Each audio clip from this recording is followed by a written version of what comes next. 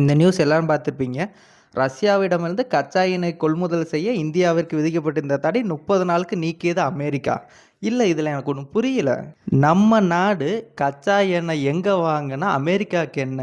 America ஒரு order போட்டு நம்ம வாங்குற அளவுக்கு நம்ம நாடு அவ்வளோ கேவலமாக போச்சா?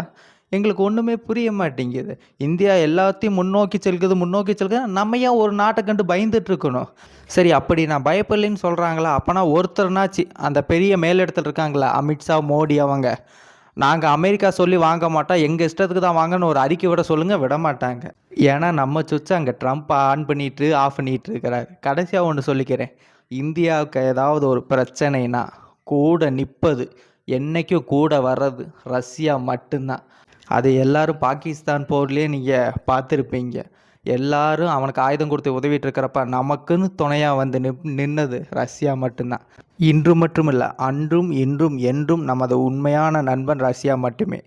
அமெரிக்காவை நம்பி ரஷ்யாவின் நட்பை கைவிட வேண்டாம் என்று அன்புடன் கேட்டுக்கொள்கிறோம். நன்றி, வணக்கம்.